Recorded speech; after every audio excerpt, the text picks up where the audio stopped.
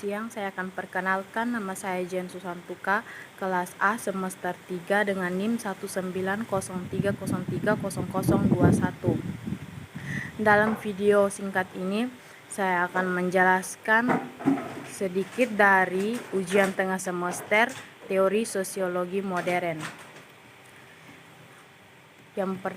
Soal yang pertama, jelaskan paradigma sosiologi serta teori-teori yang melengkapinya dan ahli pencetus teori tersebut. Soal yang kedua, jelaskan semua teori struktural fungsional menurut Merton dan Parson, teori konflik menurut 4 ahli, teori pertukaran, teori dramaturgi, dan interaksionisme simbolis. Jawaban yang pertama, paradigma sosiologi merupakan cara pandang dalam melihat persoalan atau fenomena sosial. Istilah paradigma awal mulanya diperkenalkan oleh Revolution. Paradigma merupakan suatu pandangan pokok mengenai persoalan yang dipelajari oleh ilmu pengetahuan. Secara sederhana, Thomas Kuhn dalam karyanya The Structure of Scientific Paradigma juga bisa dipahami sebagai cara pandang ilmuwan dalam melihat suatu persoalan. Konsep paradigma dipopulerkan dalam sosiologi oleh Robert Friedrich melalui karya Sociology of Sociology. George Ritzer menulis secara spesifik paradigma-paradigma yang ada dalam sosiologi. Dalam bukunya Sosiologi a Multi-Paradigma Science, Ritzer memaparkan 3 paradigma sosiologi sebagai ilmu sosial, yakni paradigma fakta sosial, definisi sosial, dan perilaku sosial. Ketiga paradigma tersebut menegaskan bahwa sosiologi bukanlah ilmu yang berpandangan tunggal terhadap suatu pokok persoalan. Sosiologi adalah ilmu berparadigma multipil. Paradigma fakta sosial, paradigma definisi sosial, paradigma perilaku sosial. Dengan demikian, sebagai akibat adanya perbedaan paradigma dan teori itu, maka konsekuensinya metode pendekatan yang digunakan oleh para sosiolog terdapat perbedaan. Meskipun terdapat perbedaan di antara para sosiolog mengenai pengertian sosiologi, tetapi pada dasarnya dapat dikemukakan bahwa sosiologi adalah suatu ilmu yang mempelajari tentang individu, masyarakat, dan hubungan antara keduanya. Apabila ditinjau dari sejarah lahirnya sosiologi, maka hal itu sangat erat hubungannya dengan apa yang terjadi di benua Eropa bagian barat, yaitu tumbuhnya kapitalisme, perubahan sosial politik, tumbuhnya individualisme, reformasi Martin Luther, lahir dan tumbuhnya ilmu pengetahuan yang bersifat modern, perkembangan rasa percaya diri dan revolusi industri serta revolusi Prancis bertolak dari pengertian tersebut di atas, maka sosiologi akan berkembang sebab masyarakat yang senantiasa berkembang akan menuntut adanya pengertian dan pemahaman terhadap substansi permasalahannya. Konsekuensi lahirnya teori-teori dengan maksud sebagai acuan dalam pemecahan masalahnya, apakah itu teori yang bersumber pada paradigma fakta sosial, tindakan sosial, perilaku sosial, atau teori-teori yang bersifat alternatif. Yang pertama, paradigma fakta sosial. Paradigma fakta sosial ini bersumber dari karya Emil Durkheim yang berjudul The Rules of Social Method dan Suicide. Selanjutnya, bertolak dari karya tersebut di atas, ia mengemukakan suatu cara untuk menerangkan kenyataan perubahan sosial secara ilmiah dan positif, dan dalam arti suatu analisis menggunakan pemikiran yang bertumpu pada fakta yang bersifat empiris. Pandangannya yang demikian itu adalah sebagai suatu upaya menyelamatkan sosiologi dari cengkraman filsafat dan psikologi yang dianggap semata-mata tidak mendasarkan fakta empiris dan psikologi. Dalam karyanya yang kedua tersebut di atas, ia memberikan suatu ilustrasi bahwa masalah bunuh diri adalah suatu fakta empiris yang terjadi di Prancis sebagai akibat merosotnya perekonomian negara yang mengakibatkan merajalelanya pengangguran dan bunuh diri. Yang kedua, menurut George Reset, teori yang terkenal dalam kaitannya dengan paradigma fakta sosial yaitu teori fungsionalisme struktural yang memberi penekanan pada keturunan dan tidak mengindahkan adanya konflik dan perubahan dalam masyarakat. Konsep utamanya yaitu fungsi, disfungsi, fungsi laten, fungsi manifest, dan keseimbangan. Selain itu, teori tersebut juga menyatakan bahwa semua peristiwa dan struktur adalah fungsional dalam masyarakat, dan apabila dirasa ada ketidakserasian, hal ini merupakan kewajiban bagi penganutnya untuk menormalisasikannya. Adapun tokoh dari fungsionalisme struktural ini adalah Robert K. Merton.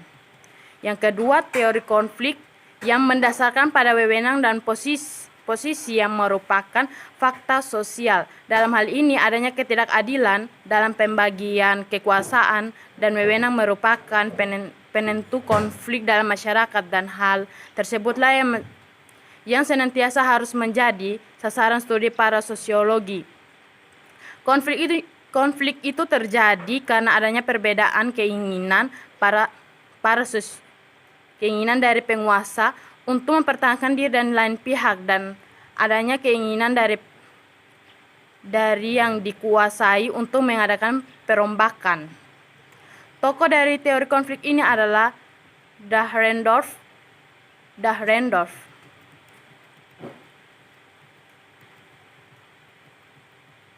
Adapun metode dalam rangka penelitian terhadap pokok permasalahan sosiologi, penganut paradigma fakta sosial mempunyai suatu kebiasaan penggunaan kuesioner dan wawancara. Tampaknya mereka kurang begitu senang menggunakan metode pengamatan atau observasi karena dirasa tidak tepat untuk menjaring data dalam penelitian fakta sosial. Yang kedua, ada paradigma definisi sosial. Prinsip rasionalitas memberikan suatu landasan kuat terhadap paradigma definisi sosial yang didasarkan pada karya Max Weber. Menurut paradigma ini, yang dianggap sebagai suatu kenyataan sosial yaitu tindakan sebagai suatu kenyataan sosial dalam sosiologi, maka kiranya perlu ditemukan terlebih dahulu pandangannya tentang kenyataan yang konkret.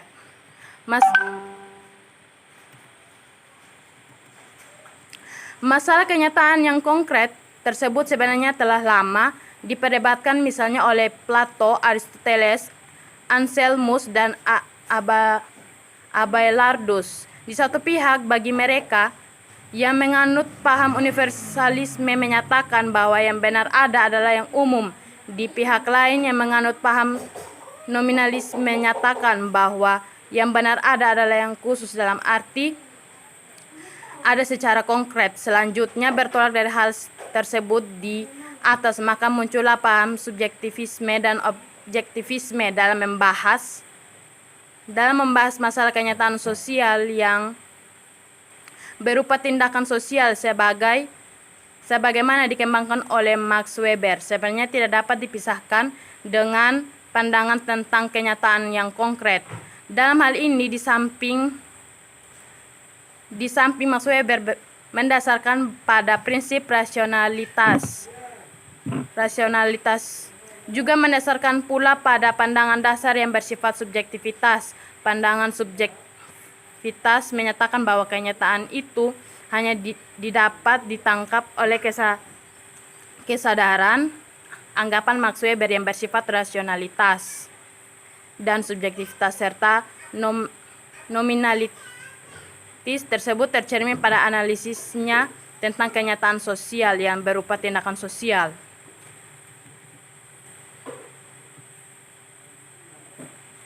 Adapun teori yang terkandung dalam paradigma definisi sosial yaitu yang pertama, teori aksi, teori interaksi simbolis, dan teori fenomenologi. Ketiga teori tersebut di samping memiliki perbedaan juga mempunyai kesamaan. Perbedaan yaitu menyangkut hal-hal yang terkait dengan faktor yang menentukan tujuan penelitian dan gambar tentang pokok sosiologi. Yang pertama, teori aksi, yang mempunyai kecenderungan kesejajaran dengan Weber dan mempunyai arti yang sangat penting dalam rangka pembagian teori interaksi simbol dan teori fenomenologi. Yang kedua,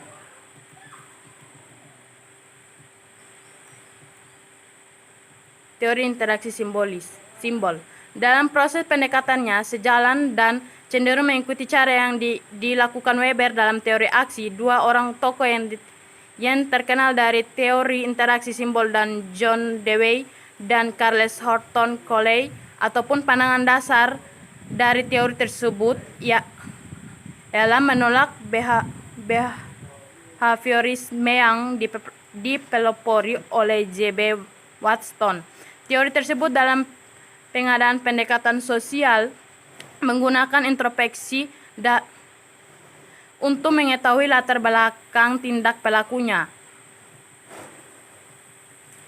Yang ketiga, teori fenomenologi beranggapan bahwa perilaku manusia menjadi suatu hubungan sosial. Apabila manusia memberikan makna tertentu terhadap tindakannya sebagai suatu yang berarti karena hal tersebut adalah merupakan sesuatu yang menentukan terhadap kelestarian interaksi sosial. Yang ketiga, paradigma perilaku sosial. Paradigma ini dikemukakan oleh B.F. Skinner dengan maksud ingin menjelaskan asas-asas yang terdalam dalam psikologi aliran behaviorisme dalam sosiologi. Menurut pendapatnya, yang menjadi objek penelaahan sosiologi adalah perilaku manusia yang nyata dan konkret serta kemungkinan pengulangannya. Dengan demikian, perilaku manusia menjadi objek sasaran sosiologi, yaitu tindakan yang dapat diserap secara indrawi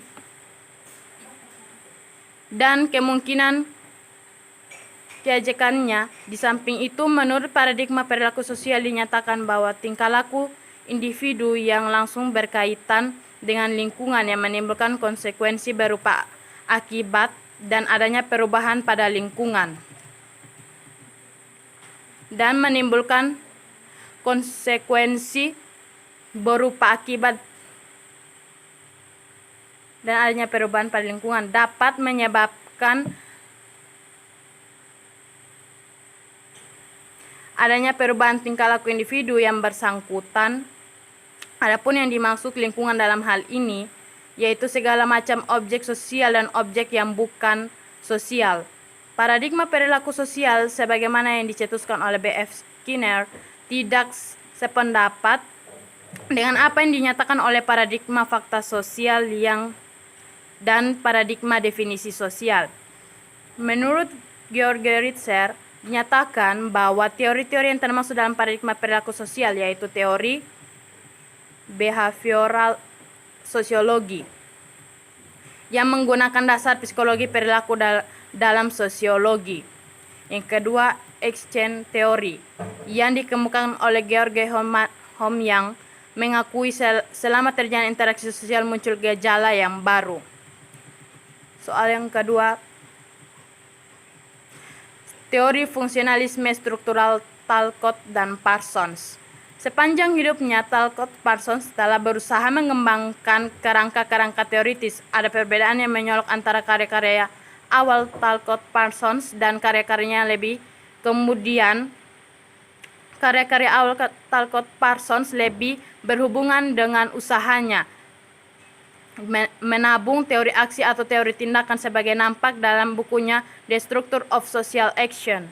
Sedangkan karya-karyanya yang kemudian lebih berhubungan dengan teori fungsionalisme struktural sebagaimana diuraikan di dalam bukunya yang berjudul The Social System.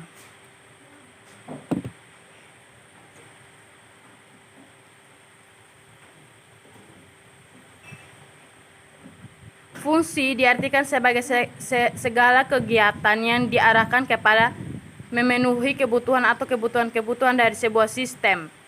Dengan menggunakan definisi itu, Parsons percaya bahwa ada 4 persyaratan mutlak yang harus ada supaya termasuk masyarakat bisa berfungsi. Keempat persyaratan itu disebut AGIL. AGIL adalah singkatan dari Adaptation, Goal, entertainment, integration, dan latensi, masyarakat harus menjalankan latensi pattern maintenance demi keberlangsungan hidupnya. Maka masyarakat harus menjalankan fungsi-fungsi tersebut, yakni adaptasi supaya masyarakat bisa bertahan. Dia harus mampu menyesuaikan dirinya dengan lingkungan, yang menyesuaikan lingkungan dengan dirinya.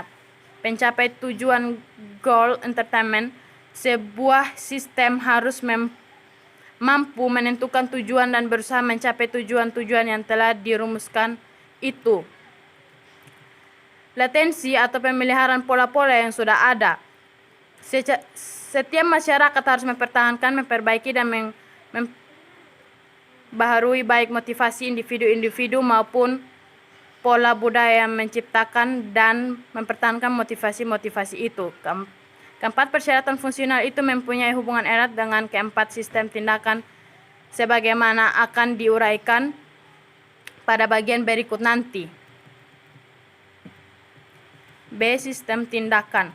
Konsep tentang sistem merupakan inti dari setiap diskusi mengenai Talcott. Konsep tentang Talcott Parsons. Sistem mengandaikan adanya kesatuan antara bagian-bagian yang berhubungan satu sama lain. Kesatuan antara bagian itu pada umumnya mempunyai tujuan tertentu. Dengan kata lain, bagian-bagian itu membentuk suatu kesatuan demi tercapainya tujuan atau maksud tertentu. Sebagaimana telah disebutkan di atas, teori proses mengenai tindakan meliputi 4 sistem, yakni sistem budaya, sistem sosial, sistem kepribadian, dan sistem organisme.